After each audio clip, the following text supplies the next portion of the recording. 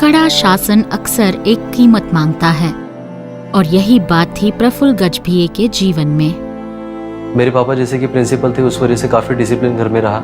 तो उस डिसिप्लिन की वजह से मैं हमेशा सहमा सा रहा। मैं एक रिजेक्शन, लोनलीनेस वाली चीज़ों में से जा रहा था। उनके नज़रिए से वो स्ट्रिक्ट रखकर मुझे अच्छे तरीके से पाल पोस कर बड़ा कर रहे थे, लेकिन मुझे ऐसा लग रहा था कि वो मुझसे प्यार नहीं करते। तो ये एक गैर समझ थी मेरे अंदर में। जब प्रफुल्ल ने जवानी में कदम रखा तब वो चर्च की वर्शिप टीम का एक भाग बन गया, पर तब भी वो संघर्ष कर रहा था। कॉलेज में प्रफुल्ल की एक लड़की से दोस्ती हुई। अब मेरे पास में कोई तो था जो मुझे समझ सकता था, जो मुझे समय देता था।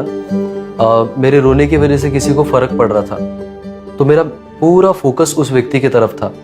तो मेरा इधर आत्मिक जीवन थोड़ा कम हो रहा था, क्योंकि अब मेरे पास में कोई व्यक्ति था। एक दिन जब प्रफुल्ल अपनी बाइक पर जा रहा था तब उसके साथ कुछ विचित्र हुआ।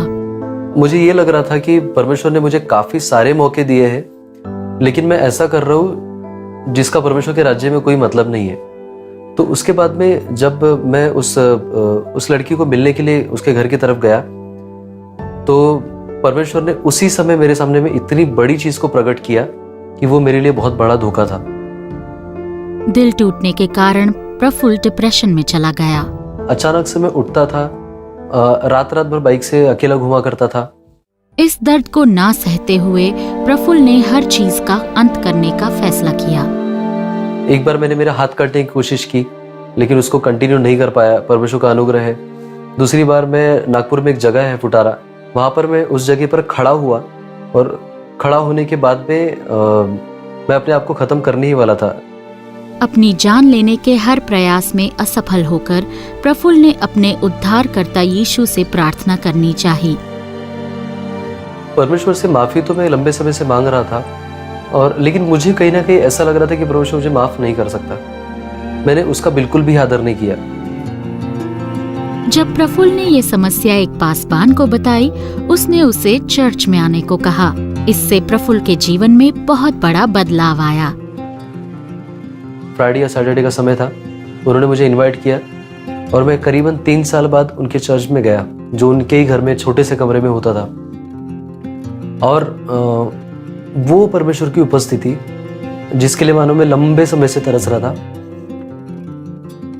उस समय परमेश्वर ने मुझे छुआ।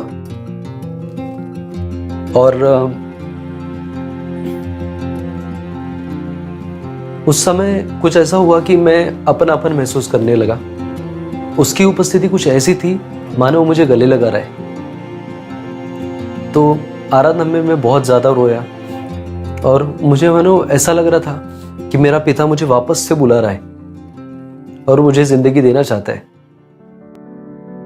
अपना जीवन यीशु को फिर से समर्पित करने के बाद डिप्रेशन से पूरी तरह मुक्त होकर प्रफुल्ल यीशु का आभारी है।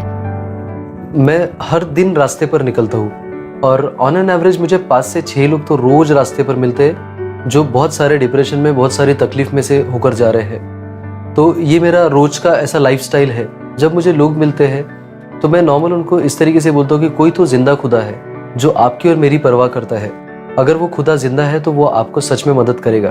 मैं परमेश्वर का धन्यवाद इसलिए देना चाहता हूँ क्योंकि परमेश्वर ने मुझे फिर से एक बार स्वीकार किया, फिर से एक बार अभिषेक के साथ में भरा, और परमेश्वर मेरा इस्तेमाल कर रहा है। परमेश्वर हमारे साथ है। दोस्तों, हम अपनी जिंदगी में बहुत सारे उतार चढ़ाव से गुजरते हैं, कई मुसीबतों का सामना करते हैं, और अक्सर हमें लगता है कि कोई हमारे साथ नहीं है, अकेलापन महसूस करते हैं, अंदर एक खालीपन आ जाता है। ऐसी परिस्थिति में हम क्या करें? मैं आपको एक कहानी बताता हूं, राजा दाऊद के बारे में। एक समय था जब नबी सैमुअल आता है और एक बालक दाऊद को वो कहता है कि वो आगे चलकर राजा बनेगा।